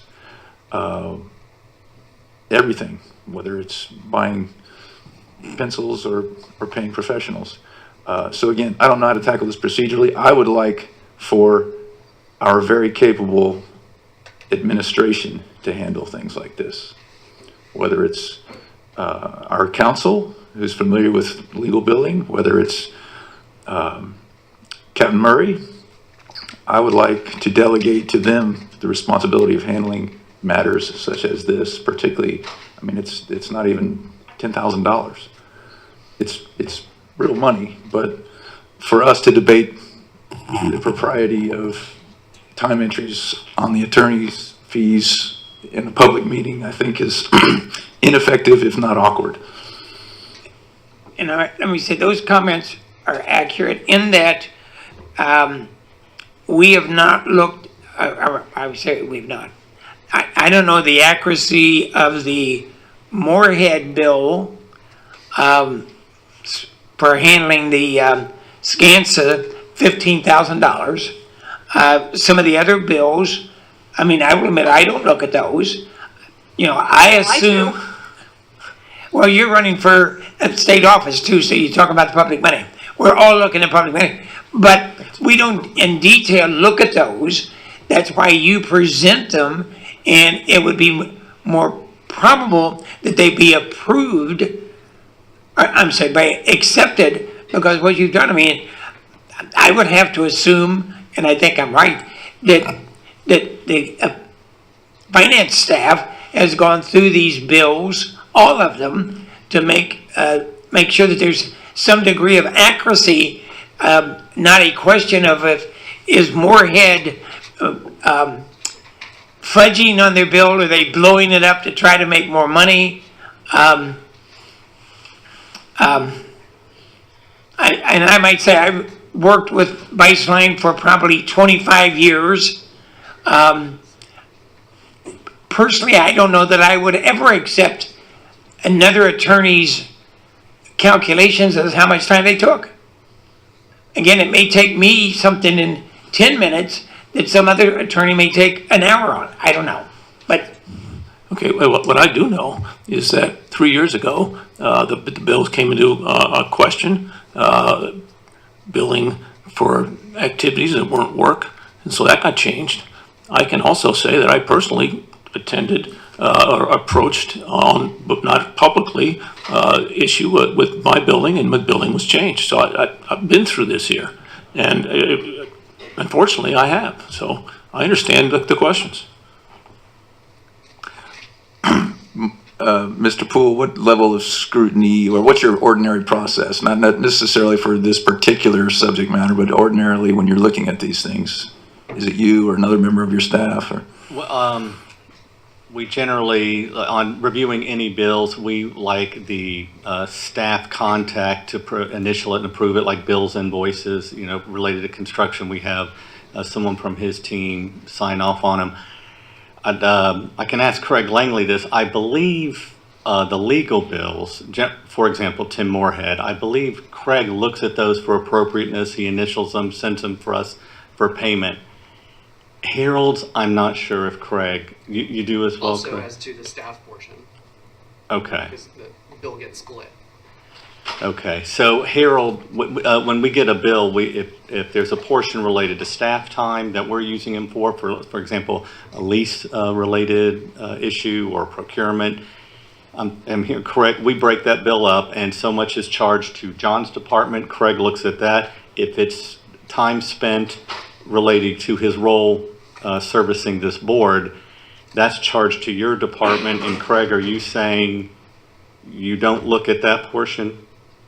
I look at the whole bill, but the treasurer would be reviewing that for appropriateness as the board's attorney. Okay.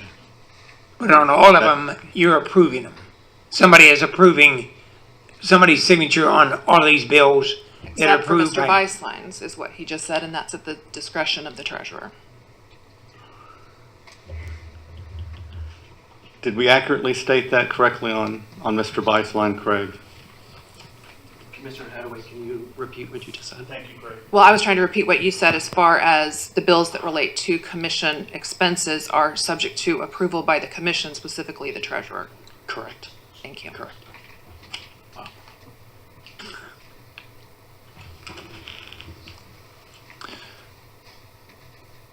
So, Commissioner Hadaway, There are two motions on the floor, and we have to vote on the amended motion first. If it fails, then we vote on Commissioner Hadley's motion. If it passes, then we continue forward. thank you. Okay, shall I call the question then on the amended motion? I'll call the Maybe. question I on the have- amended motion. I have just a little more discussion. I'd like to go on record saying I don't like any attorney's fees, just so you guys know. But hourly rates are subject to some type of discretion, one way or the other. In construction, we have to actually produce something, so I'm speaking from a little different standpoint. A couple years ago, I think it was early on in my tenure here, I believe we looked at our contract with Harold and tried to get something in writing, but I think it might have been, I mean, you've been serving at the pleasure of the board for a long, long time. And so I think we have agreed upon rates and things like that we've even discussed in prior meetings. So I think, if the commissioners want to discuss, rediscuss that agreement, that might be something that we need to do. But I agree with Kevin that this is probably not the place to do it. And Harold does represent the 5 commissioners here specifically, and works directly for us, if I'm not mistaken. He does not work for the Carnival Port Authority or staff. So, maybe there's another way we could handle this, but I'm in agreements with Kevin, and let's call it to a vote. And the question's called, there's no further discussion, and you vote on the amendment. Okay, so all in favor of Commissioner Allender's amendment to the motion? Aye. All opposed? Opposed? Opposed? Nay. Okay. Now we're back to the amended motion, the original motion by Commissioner Hadaway as amended.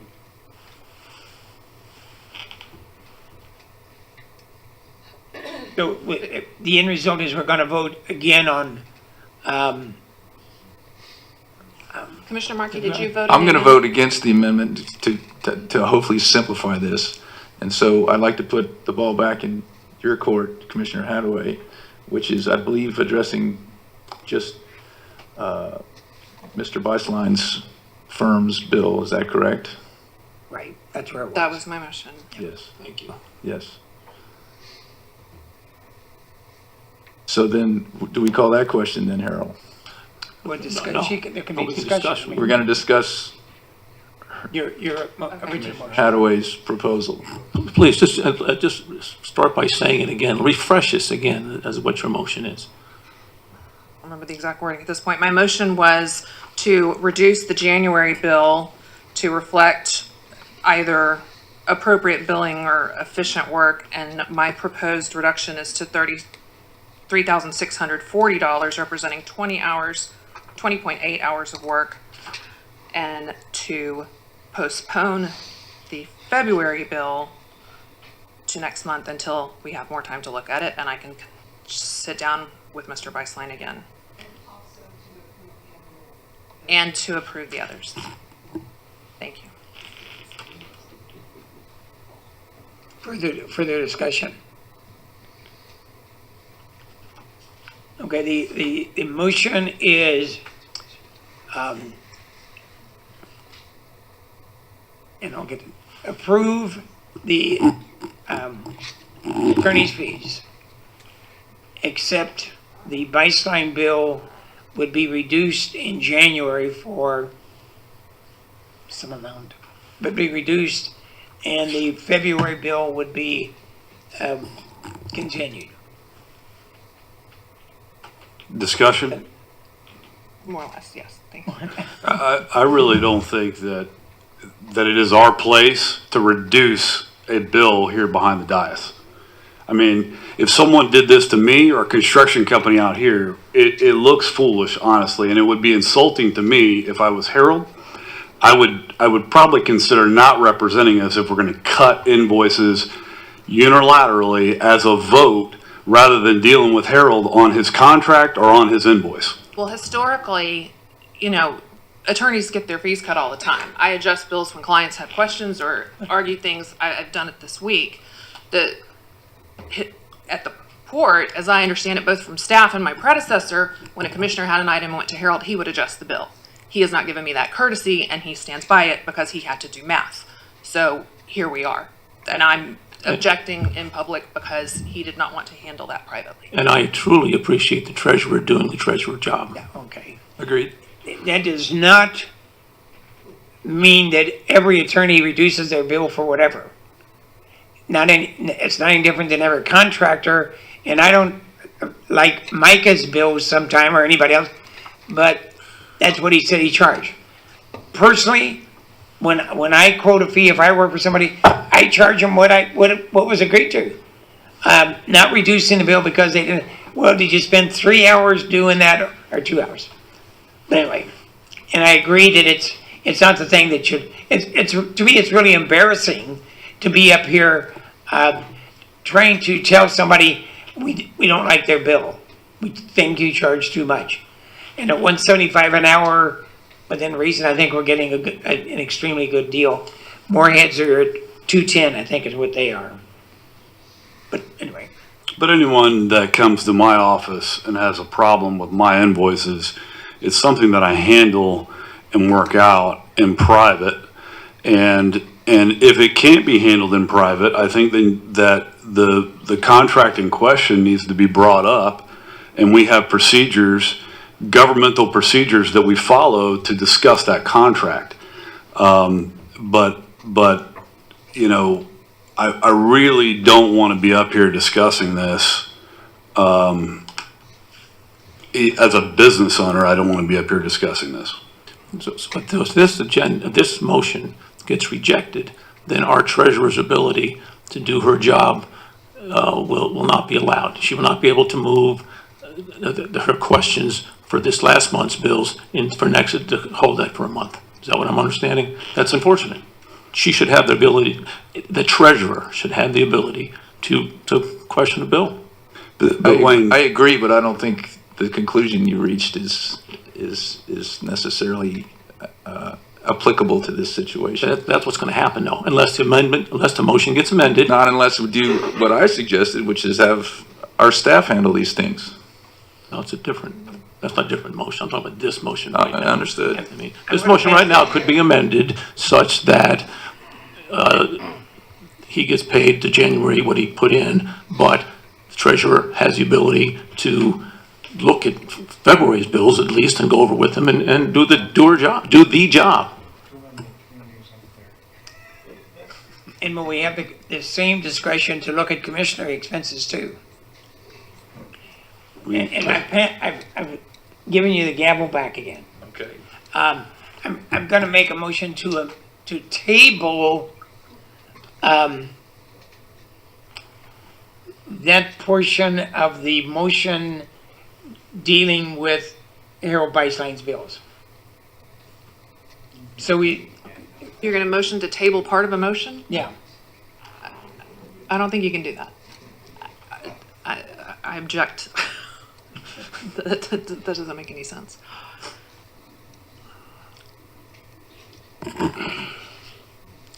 Well, then okay. I'll make a motion to table the entire attorney's fees presentation. Mr. Chairman? Yeah. Mr. Chairman, I haven't been paid for over 2 months. Right. Nor I don't want to wait another other, month. nor have any of the other attorneys. Huh? Nor have any of the other attorneys. I know.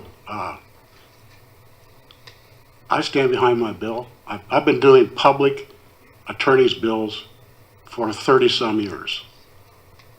I know they're public. I know they're in the, I don't care. I bill fair. I bill accurately. I do good work.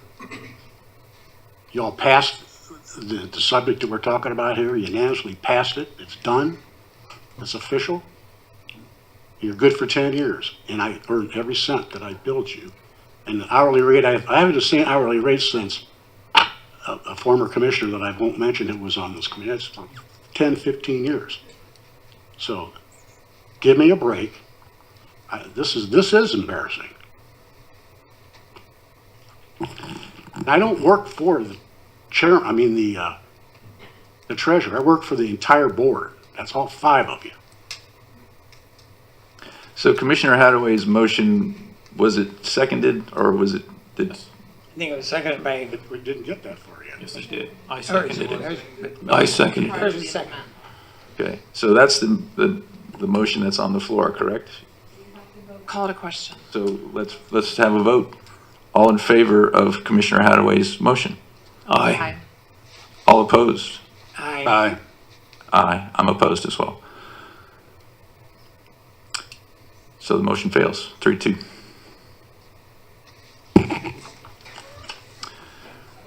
I'd like to, Mr. Chairman, just one more point now that we've failed.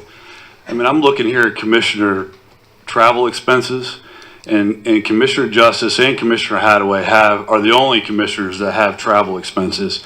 And this is the equivalent of putting a GPS tracking device on your cars or on your phone and making sure that your mileage is the same as what you report.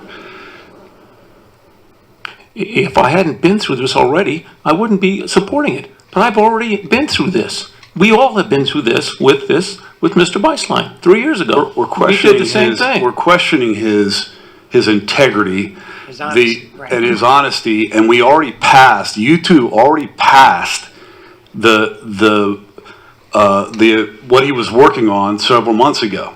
So now we're questioning his invoices. So what I would say is if we can't talk out of both sides of our mouth up here. Treasurer's job. It's all I've our never job. questioned the resolution, and I said that in my comments. I support the resolution and voted for it. The issue is how a 6-minute phone call becomes a 3-hour block of time.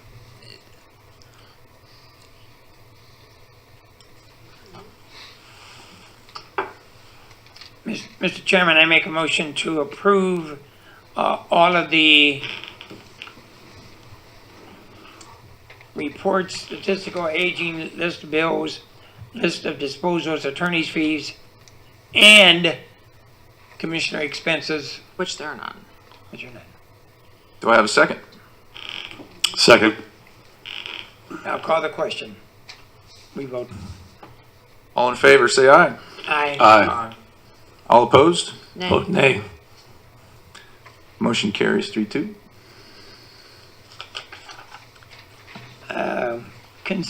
Thank you.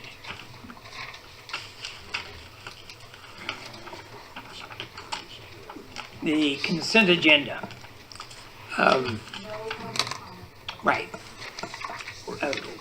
Commissioner Justice, do you want to pull any of the consent agenda items? I'd like to pull 2C. Commissioner Hadaway, None. Commissioner Amarkey, 3B. and Commissioner Lloyd. I have none. Okay, then, the chair will entertain a motion to approve or accept consent agenda item 1A, 2A, 2B, 3A. So moved. Second. Discussion. All in favor say aye. Aye. Those items are accepted. Okay, Commissioner Justice, item 2C.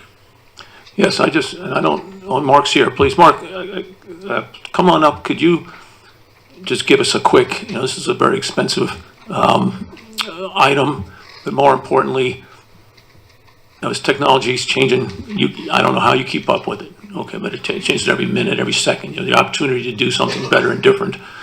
You're doing 25% of rehabbing or replacing. But you got, it takes 4 years to replace everything. 4 years, everything changes. Talk us to the public a little bit about how you get past this challenge of keeping things fresh, but still you can't do everything at once. Yes, sir. Good afternoon, Commission. My name is Mark LaRusso. I'm the Senior Director of Information Technology Services.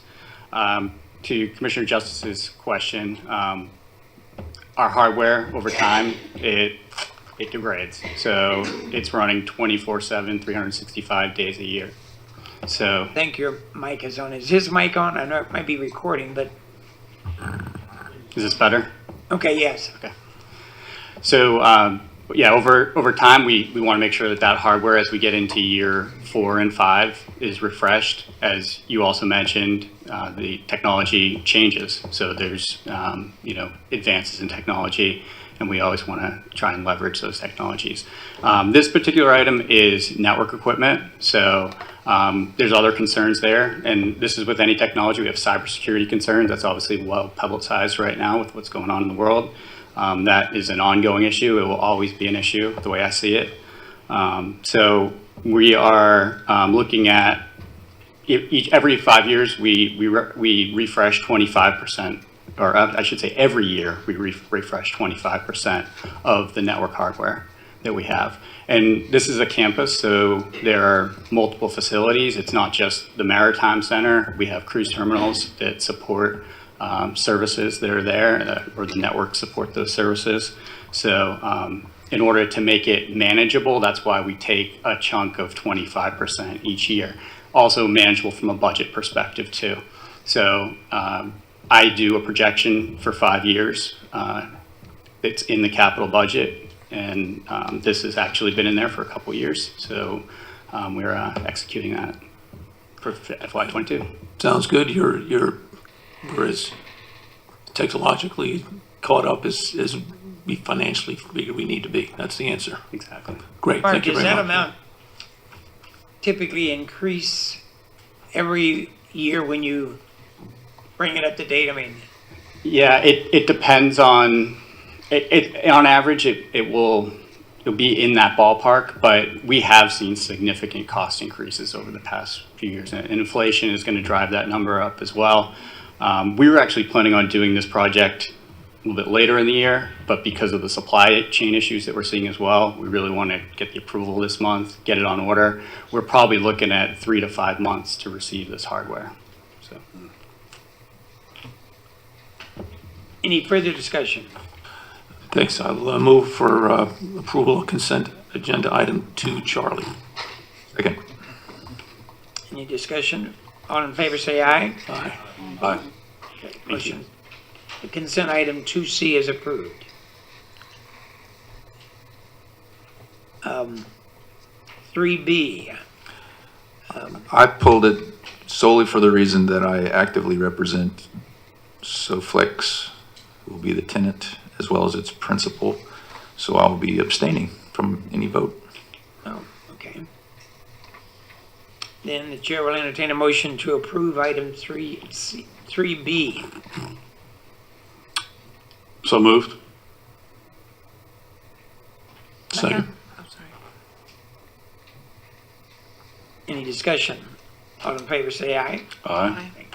Let the record note, obviously, that Commissioner Markey recused himself.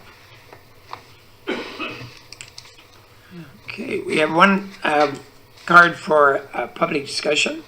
Liz Allward. President of the Propeller Club. Good morning. Thanks for having me.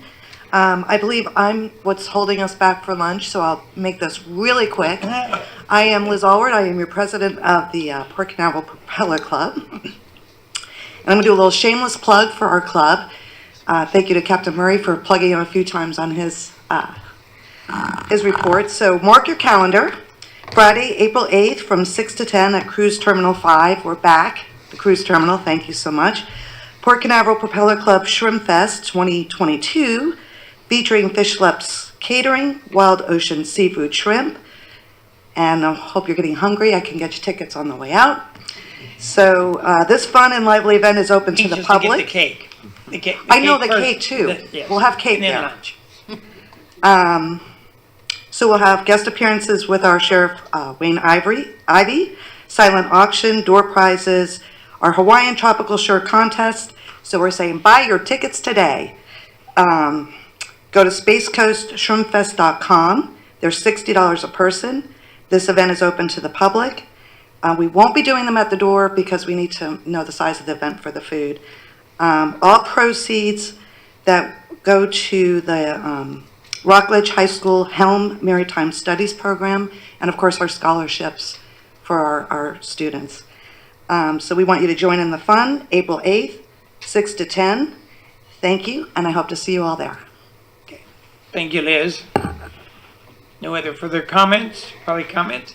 So the meeting will be adjourned till April 20th, Excuse me, 22. we don't have a commissioner reports? Commissioner reports, please. We're skipping those tonight? Commissioner reports. Okay. You have the floor. Okay. I'll recognize you, Thank you. Mr. Hadaway first. Go ahead. I just wanted to say thank you to Wild Ocean, Seafood Atlantic, and Ambassador Services for hosting the Junior Port Ambassadors this past month. I think a couple of kids got job offers at ASI and learned a good bit about fishing licenses and how to get started in commercial fishing. Also wanted to thank Samantha and her team for helping coordinate the Junior Achievement Gala at Ct5. I think it was the first event back in the terminals since COVID, and everything was spectacular. They did a wonderful job. That's all. Okay. Mr. Justice. Yeah, I'll echo that. Again, great job on the junior achievement, and a great job of getting the terminal open again. It was a big crowd, and it was handled just fine. It was great. Well, thank Captain Murray for providing an update to the Propeller Club a couple weeks ago. Monday night, I had a chance to have dinner and talk with Congressman Posey. Had a chance to thank him for his support on our CBP issues, which he and his staff are all over, and he was happy to help. You have good champion there. Monday is we've got the joint JMAS is coming, the joint military attaches. Be back here again. next Wednesday, I get a chance to ride on the Brightline train. A bunch of county people are going down to ride the Brightline train and get smart on that. And again, I will echo the Shrimp Feast, but most importantly as well, the night before, the Port Ministry for our Port Canaveral ministry. It's their annual fundraiser dinner. They've got a guest speaker, and I urge and ask for everybody's support with that on the 7th. That's all I have. Thank you. I have none. Micah? Lloyd? No, sir. Okay. Now the meeting is adjourned.